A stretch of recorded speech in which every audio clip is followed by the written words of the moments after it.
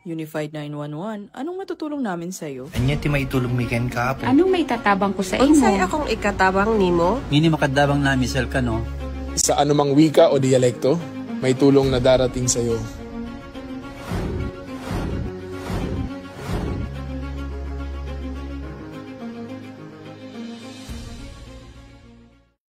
Lilingkod sa bawat Pilipino at magbibigay ng tamang impormasyon para sa tahimik at maayos na Pilipinas. Police News Network, alagad ng batas, tagapagtaguyod ng balitang pulis, sandigan ng mamamayan, patnubay ng katotohanan. La Campo Crame, maghahatid ng pinakahuling kaganapan at nagbabagang balita. Ito ang PNN Police News Network. At ngayon, ang inyong mga tagapagbalita. Hapon, Bagong Pilipinas. Kami ang inyong alagad ng batas, tagataguyod ng balitang pulis, Patrolman Julius Sam Acad. At ako naman si Alina Joy Sandoval. Maghahatid sa inyo ng tamang balita, kwento ng pulis at serbisyo para sa mamamayan. At ito ang PNP News Online. Ang pangunahing balita ng Police News Network, alagad ng batas, tagataguyod ng balitang pulis.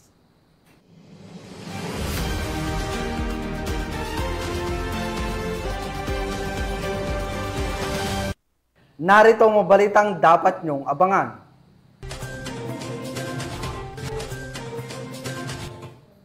₱5.3 milyong halaga ng cocaine na kumpiska sa mga ngisda sa Cagayan. Top 1 most wanted person arestado sa kasong frustrated murder sa Pangasinan. At dating kasapi ng alyansa ng magbubukid sa gitnang Luzon, nagbalik loob sa San Jose, Tarlac.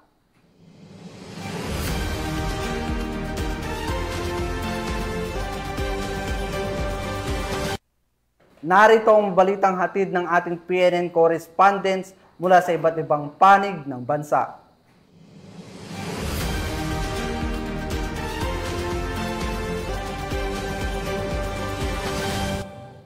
Simulan natin ang balita mula sa bahagi ng Luzon.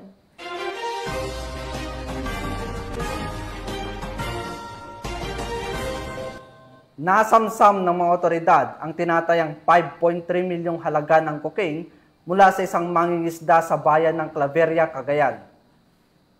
Tinitiyak naman ng mga otoridad na paiigtingin pa ang pagbabantay sa baybayin ng Cagayan upang maiwasan ang pagpasok ng ilegal na droga sa bansa. Magbabalita dyan si Patrolwoman Richelle Ledesma. Abot sa 5.3 milyon o higit 1 kilo na hininalang cocaine ang nakumpiska sa isinagawang bypass operation sa Barangay Taggat Sur, Claveria, Cagayan. Dakong alas 11:30 ng umaga noong ika-9 ng Setyembre taong kasalukuyan.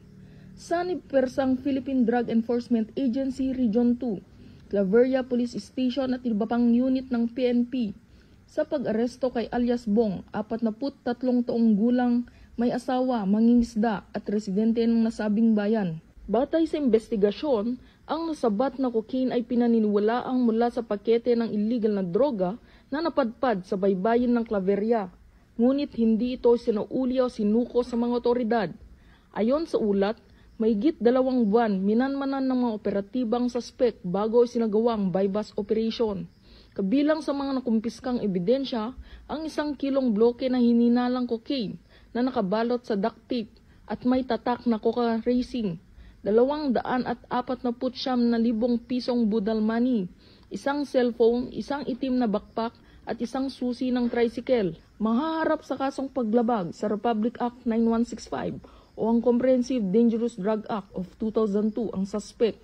Samantala, pinuri ni Police Regional Office 2, Regional Director, Police Brigadier General Roy B. Pareña ang matagumpay na operasyon at muling binigyan diin ang determinasyon ng kapulisan at mga katuwang ng ahensya sa kampanya kontra illegal na droga. Dito sa Lambak ng Cagayan, ako ang inyong PNN correspondent, Patrolwoman Ledesma, alagad ng batas, tagataguyod ng balitang pulis. Maraming salamat, Patrolwoman Ledesma. Arestado ng PNP ang isang senior citizen na lalaki na nahaharap sa kasong frustrated murder sa barangay Bitmeknek, Sison, Pangasinan. Ang report mula kay Patrolman Dennis Carinal.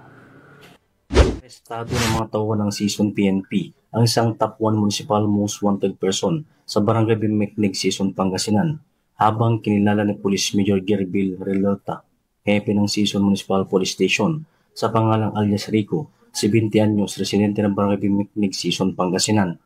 Dakong alas 6:30 ng gabi ng maristo na sabing akusado sa bisa ng warrant of arrest ng Honorable Edna Lu Carolino E.B. Palmano, presiding judge, Regional Trial Court Branch 48, Ordaneta City, Pangasinan, sa kasong frustrated murder at may rekomendadong piyasang 200,000 pesos. Ang tagumpay ng operasyon ay patunay ng matibay na ugnayan sa pagitan ng mamamayat ng pambansang pulisya para sa isang mahalagang hakbang upang higit pang mapalakas ang kampanya laban sa kriminalidad tungo sa isang mapayapa, ligtas at maunlad na bagong Pilipinas. Mula dito sa Ilocos Region, ako po ang inyong Police News Network Correspondent, Patrolman Dennis Carinal, alagad ng batas, tagatawid ng balitang pulis. Maraming salamat, Patrolwoman Carinal. Isang dating kasapi ng alyansang magbubukid ng Gitnang Luzon ang kusang loob na sumuko sa mga otoridad sa bayan ng San Jose, Tarlac. Magbabalita dyan si Patrolwoman Janice Bulahaw. Isang dating kasapi ng alyansang magbubukid ng Gitnang Luzon ang kusang loob na sumuko sa mga otoridad sa Sitio Taal, Barangay Pau, San Jose, Tarlac. Kinilala ang surrendery na si alias Ka-Eric, 33 taong gulang construction worker, may kinakasama at residente ng nasabing lugar.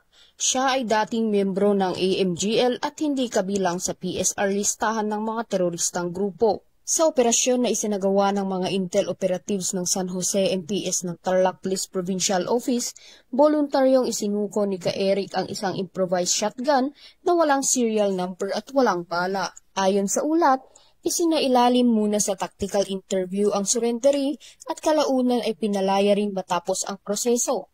Samantala, ang isinupong baril ay nasa kustodiya na ngayon ng San Jose MPS para sa tamang disposisyon. Pinuri ni Police Brigadier General Ponce Rogelio I. Peñones Jr., Regional Director ng Police Regional Office 3, ang naging hakbang ng surrendery at tiniyak na patuloy ang kanilang operasyon upang mahikayat ang iba pang dating kasapi ng rebeldeng grupo na magbalik loob sa pamahalaan. Mula dito sa Gitnang Luzon, ako ang inyong PNN Correspondent, Patrolwoman Janice Bulahaw, alagad ng batas, tagataguyod ng balitang pulis. Maraming salamat, Patrolwoman Bulahaw. Mahigit 600,000 pisong halaga ng smuggled na petrolyo ang nasabat ng mga otoridad sa sinagawang operasyon sa Bataraza, Palawan. Yan ang tinutukan ni Patrolwoman Desiree Padilla. Tagumpay na nasabat ng mga otoridad ang tinatayang 600,000 pisong halaga ng smuggled na produktong petrolyo sa kinasang anti-smuggling operation sa karagatang sakop ng Barangay Bono-Bono, Bataraza, Palawan noong 8 ng Setyembre taong kasalukuyan. Sa operasyon na pinangunahan ng 2nd Special Operations Unit, Maritime Group Balabac Special Boat Crew, Rio Tuba Maritime Law Enforcement Team, naaresto ang 2 suspect na nakilala sa alias na Al, 25 taong gulang, boat crew, at Alan, 29 na taong gulang. Nahuli umano ang mga ito sa aktong pagdadala at pagbabiyahe ng mga produktong petrolyong diesel na walang kaukulang permit mula sa mga kinauukulang ahensya. Ayon sa ulat, na-recover mula sa mga suspect ang 200 container ng diesel na may halagang aabot sa 600,000 pesos at isang bangkang demotor na tinatayang nagkakahalaga ng 300,000 pesos. Dahil dito, sila ay posibleng maharap sa kasong paglabag sa Republic Act 10863 o Customs Modernization and Tariff Act at Presidential Decree 1865. Ang mga naarestong individual at mga nakumpiskang ebidensya ay dinila sa Balabac Special Boat Crew, Brooks Point Annex para sa kaukulang dokumentasyon at proseso. Isasagawa rin ang inventaryo ng mga nakumpiskang produkto sa harap ng mga kinatawan ng Bureau of Customs Palawan. Patuloy namang pinaigting ng PNP Maritime Group ang kanilang kampanya laban sa smuggling at iba pang illegal na aktibidad sa karagatan upang mapanatili ang seguridad at kaayusan sa bansa. Alinsunod na rin sa 7-point agenda ni Acting CPNP Lieutenant General Jose Melencio Nartates Jr. na nakatuon sa pagpapahusay ng operasyon, pagpapatibay ng kampanya kontra kriminalidad, pangangalaga sa kapakanan ng mga pulis, maayos na paggamit ng resources, risk management, at pagpapanumbalik ng tiwala ng publiko sa PNP. Mula dito sa Home of the Police Eco Warriors, Calapan City, Oriental, Mindoro, ako ang inyong PNN correspondent, Patrolwoman Desiree Padilla, alagad ng batas, tagataguyod ng Balitang Pulis. Maraming salamat, Patrolwoman Padilla. Nagsagawa ng send-off ceremony ang Police Regional Office 5 bilang bahagi ng kanilang seguridad at kahandaan para sa Peña Francia Festival 2025 sa Naga City. Magbabalita, Police Corporal Doxy Charis Casasos. Police Officer General Nestor C. Babagay Jr., Regional Director ng Police Regional Office 5, ang send-off ceremony ng mga camp-based personnel na ide-deploy para matiyak ang kaligtasan at seguridad ng publiko sa panahon ng Peña Francia Festival 2025. Ang seremonya ay ginanap ngayong araw, Setyembre 11, taong kasalukuyan sa Police Regional Office 5 Grandstand Camp, Brigadier General Simon A. Ola, Legazpi City. May kabuoang 520 na tauhan mula sa Regional Headquarters, Regional Mobile Force Battalion 5, Regional Intelligence Division, Regional Headquarters Support Unit at Regional Support Units ang magpapalaki sa mga tanggapan ng pulisya sa lungsod at probinsya sa isang linggong pagdiriwang. Ipapakalat ang mga ito upang matiyak ang iba't ibang mga gawaing panrelihiyon at pansibiko sa tradisyonal na nakakaakit ng libo-libong mga peregrino, deboto at turista.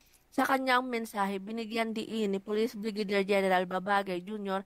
ang kahalagahan ng profesionalismo, koordinasyon at pagkakaisa sa pagsasagawa ng kanilang mga tungkulin sa isa sa pinakamalaking pagtitipon sa relihiyon sa rehiyon ng Bicol. Ang send-off ceremony ay hudyat ng pagsisimula ng buong plano ng deployment ng Police Regional Office 5 upang magarantiya ang kapayapaan, kaayusan at kaligtasan ng publiko sa panahon ng kapistahan ng Peña Francia. Ang mga tauhan ay tatalaga upang matiyak ang mga prosesyon, parada ng sibiko-militar, mga aktibidad sa fluvial at iba pang mga malalaking pagtitipon upang matiyak ang kaligtasan ng mga deboto at bisita. Sa pagpapalagay ng karagdagang puwersa, tinitiyak ng Police Regional Office 5 sa publiko ang pangako nito sa pagpapanatili ng ligtas, maayos at mapayapang pagdiriwang ng pananampalataya at kultura. Mula dito sa Bicol Region, ako po ang inyong PNN correspondent, Police Corporal Doxy Charis Casasos, alagad ng batas, tagataguyod ng Balitang Pulis.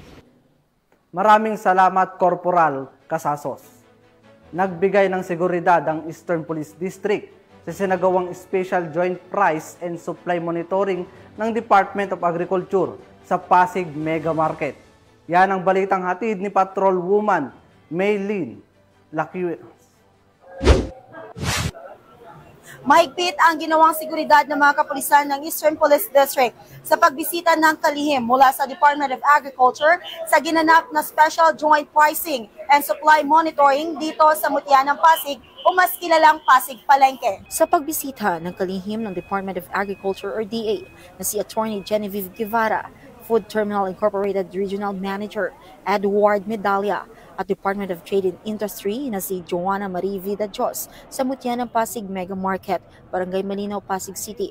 Buong higpit naman ang isnagawang seguridad ng mga kapulisan ng Eastern Police District sa pangunguna ni Police Colonel Leonard L. Luna, Deputy District Director for Administration at Deputy District Director for Operations Police Colonel Glenn D. Lunogan, District Staff at iba pang mga opisyalis ng EPD at miyembro ng Pasig City Police Station sa pamumuno ni Police Colonel Hendrix B. Mangalan, Chief of Police. Sa nasabing inspeksyon na matataas na kalihim ng Department of Agriculture, DTI at FTI ay upang matiyak na ang mga pangunahing produkto tulad na lamang ng bigas, karne ng baboy at baka, isda, manok, itlog, dilata at iba pang mahalagang bilihin ay tama at naaayon sa itinakdang regulated na presyo at ito ay dumaan sa tamang kalidad na produkto na dapat na ibinebenta sa merkado nang sa ganoon maging patas at ligtas ito sa mga mamimili. Sa amin po, as manininda, ganoon din po sa pagbisita sa palengke namin. Maraming salamat at namomonitor namin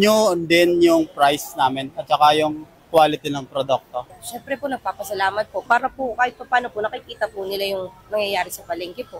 Hiling ng Eastern Police District sa ating mga kababayan, lalo na sa ating mga mahal na market vendors, na tayo ay sumunod sa batas na itinakda ng Department of Trade and Industry at Department of Agriculture upang hindi po tayo magkaproblema at makapaghanap buhay po tayo ng maayos. Hangad din ng EPD ang kooperasyon ng publiko at i-report ang mga masasaksihang paglabag sa kinauukulan. Nais ng mga kapulisan na tayong lahat ay mamuhay ng patas para sa ikakapayapa at ikakaunlad ng ating komunidad. Mula dito sa Eastern Police District, ako po ang inyong Police News Network Correspondent, Patrolwoman Merin Bilocas, alagad ng batas, tagataguyod ng Balitang Pulis. Maraming salamat, Patrolwoman Lokyas. Para sa ating weather update, ayon sa Pag-asa, walang low pressure area na minomonitor na posibleng maging bagyo sa loob ng Philippine Area of Responsibility. Samantala, pinapayuhan ng publiko na maging handa sa biglaang pagbabago ng panahon at iwasan ang mga lugar na mababa at madaling bahain sakaling magkaroon ng may malakas na ulan.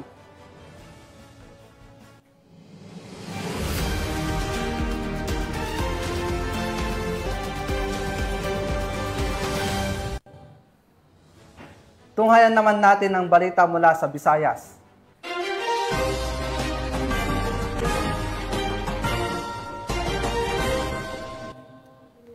Isang dating kasapi ng Communist Terrorist Group ang kusang loob na sumuko sa mga otoridad sa Barangay Imelda, Mondragon, Northern Samar. Nananawagan ang kapulisan at lokal na pamahalaan sa iba pang natitirang kasapi ng CTG na sundan ang kanyang yapak at piliin ang landas ng kapayapaan.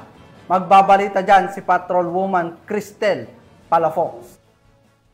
Taryong nagbalik loob sa pamahalaan ang isang miyembro ng Communist Terrorist Group sa Barangay Imelda, Mondragon, Northern Samar. Ang pagbabalik loob ay resulta ng matagumpay na panawagan at pagsisikap ng mga tauhan ng 803rd Maneuver Company, Regional Mobile Force Battalion 8, kasama ang 1st Northern Samar Provincial Mobile Force Company, 35th Special Action Company, PNP SAF, Mondragon Municipal Police Station, Provincial Intelligence Team Northern Samar, Regional Intelligence Unit 8 at 43rd Infantry Battalion 8 Infantry Division, Philippine Army. Isinuko rin ng nasabing surrendery ang isang unit ng Colt Caliber .45 M1911A1 US Army, isang magasin at 6 na bala. Ang dating miyembro ng CTG ay nasa kustudiya na ng 803rd Maneuver Company, RMFB-8 para sa facilitation ng kanyang pagsasailalim sa programa ng ating gobyerno na Enhanced Comprehensive Local Integration Program o ECLIP bago i-turn over sa Northern Samar Police Provincial Office. Ang pagbabalik loob ng nasabing surrendery ay representasyon ng programa ng ating gobyerno sa pagwawakas ng insurhensya at terorismo ay matagumpay na naipapatupad tungo sa pagkamit ng payapa at maunlad na bagong Pilipinas.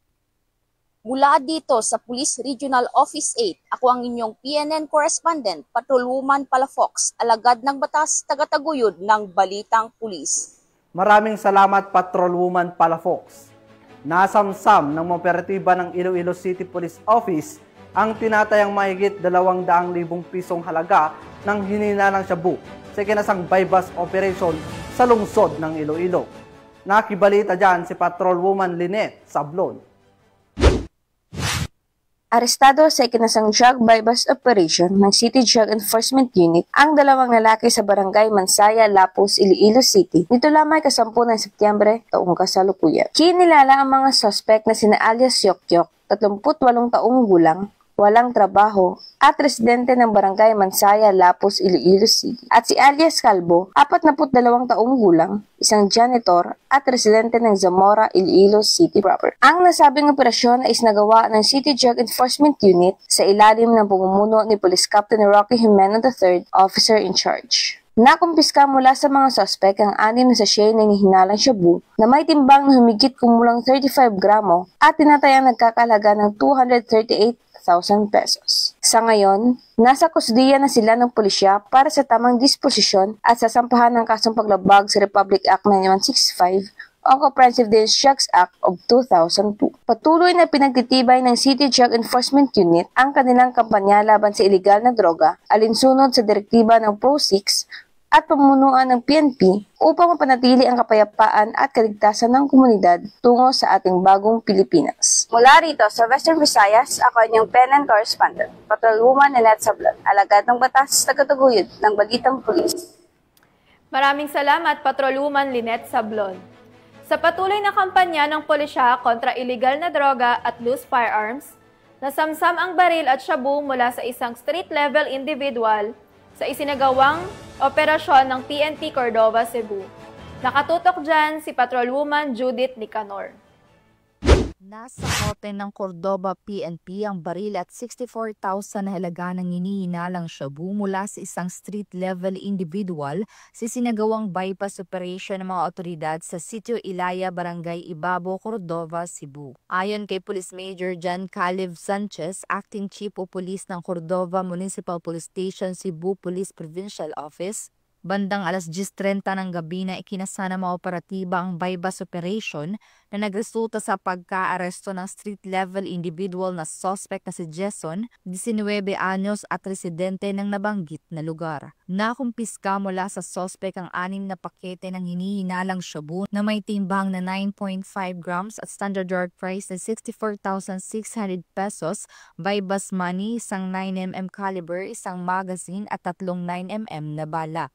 Kasulukuyang nakapiit sa Cordova MPS ang suspect at kasong paglabag sa Section 5 at 11, Article 2 na Republic Act 9165 o Comprehensive Dangerous Drugs Act of 2002 ang kakaharapin nito. Magandang hapon sa inyong lahat. Ako po si Police Major John Caleb D. Sanchez, pansamantalang hepe ng pulisya ng Cordova MPS. Sa ilalim ng pangangasiwa ni Police Colonel Abubakar Undang Mangilin Jr., ang aming Provincial Director, Cebu Provincial Police Office. Ipinapaabot po namin sa publiko na isang kilalang personalidad na sangkot sa droga ang matagumpay na naaresto sa isinagawang bypass operation ng ating kapulisan dito sa Cordova. Ang matagumpay na operasyon na ito ay patunay ng tuloy-tuloy na pagsusumikap ng Cordova Municipal Police Station sa pangunguna sa laban kontra iligal na droga. Subalit, hindi ito magiging posible kung wala ang suporta at kooperasyon ng mamamayan. Ako po ay nananawagan sa lahat na patuloy tayong magtulungan upang mapigilan at tuluyang masugpo ang pagkalat ng iligal na droga sa ating komunidad. Maging mapagmatsyag at agad na i-report sa kapulisan ng anumang kahinahinalang aktibidad na may kaugnayan sa iligal na droga. Ang inyong kooperasyon ang pinakamahalagang sandata para sa isang malusog, mapayapa at ligtas na Cordova. Ito ay hindi lamang laban ng kapulisan, kundi laban nating lahat. Patuloy ang pagsusumikap ng Cordova PNP na labanan ng problema sa iligal na droga bilang bahagi ng kampanya para sa isang mapayapa at ligtas na komunidad sa ilalim ng bagong Pilipinas. Mula dito sa Central Visayas, ako yung Police News Network Correspondent, Patrolwoman Judith Nicanor, alagad ng batas, tagataguyod ng Balitang Pulis. Maraming salamat, Patrolwoman Nicanor. Narito naman ang mga balita mula sa bahagi ng Mindanao.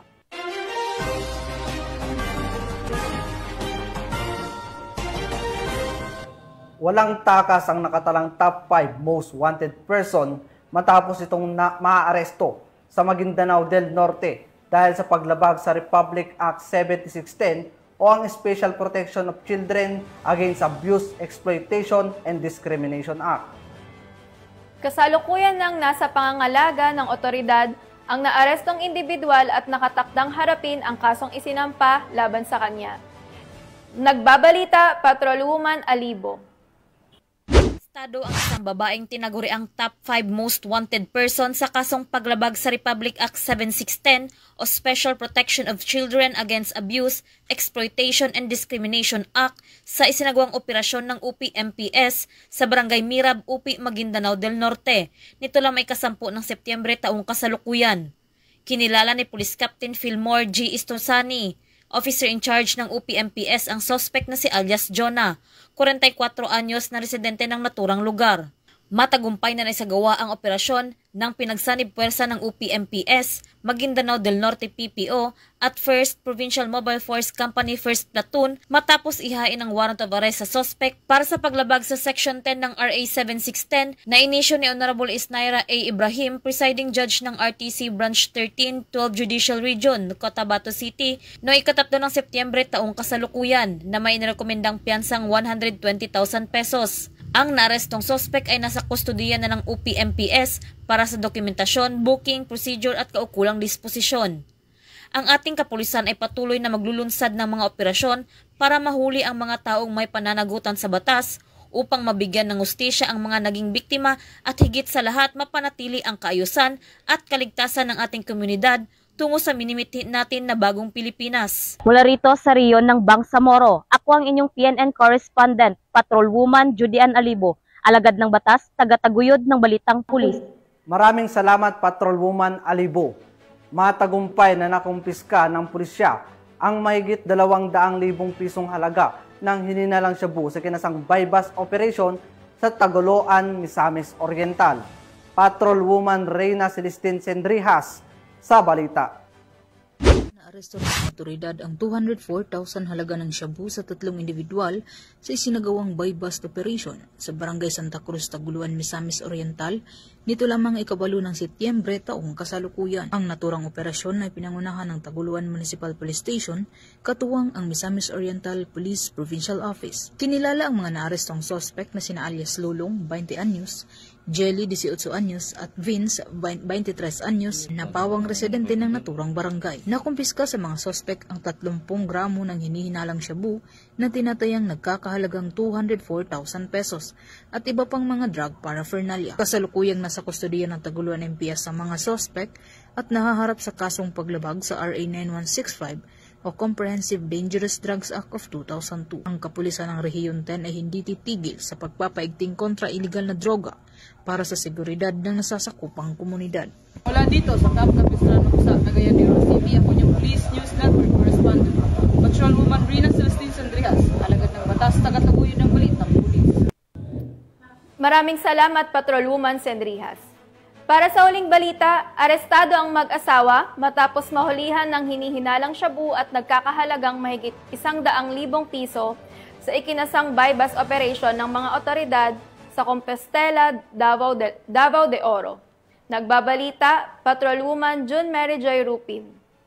Nahuli ng mga otoridad ang mag-asawang kinilala sa alias na Gregorio at Bernadette matapos ang sinagawang search warrant operation na pinangunahan ng mga operatiba ng Provincial Drug Enforcement Unit noong Setyembre 9 sa kanilang tirahan sa Proc 5, Barangay Poblacion, Compostela, Davao de Oro.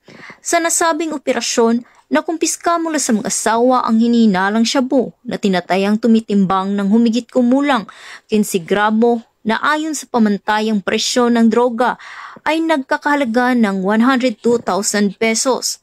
Ang mga suspek ay agad na inaresto at ipinaalam sa kani-kanilang mga karapatang konstitusyonal sa wikang kanilang lubos na nauunawaan.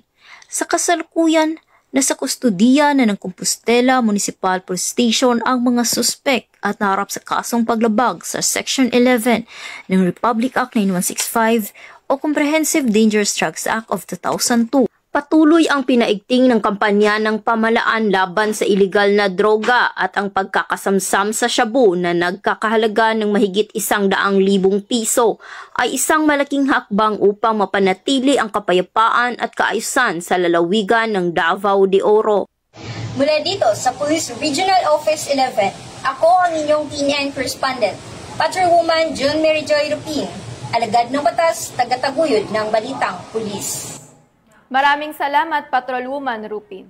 At yan ang mga balitang nakalap ng ating PNN correspondents mula Luzon, Visayas at Mindanao. Sa ngalan ng pamunuan ng Philippine National Police, sa pangunguna ni Acting Chief PNP, Police Lieutenant General Jose Melencio Nartates Jr. at sa pamumuno ni President Ferdinand Bongbong Marcos Jr., kami ay maglilingkod sa bawat Pilipino at magbibigay ng tama at balanseng balita. Mula rito sa tanggapan ng tagapag-ugnay ng Pambansang Pulisya, kami ang inyong alagad ng batas, tagataguyod ng Balitang Pulis. Patrolman Julio Sam Acad. At ako naman si Alina Joy Sandoval. Maghahatid ng tamang balita, kwento ng pulis at serbisyo para sa mamamayan. At ito ang PNP News Online. Ang pangunahing balita ng Police News Network.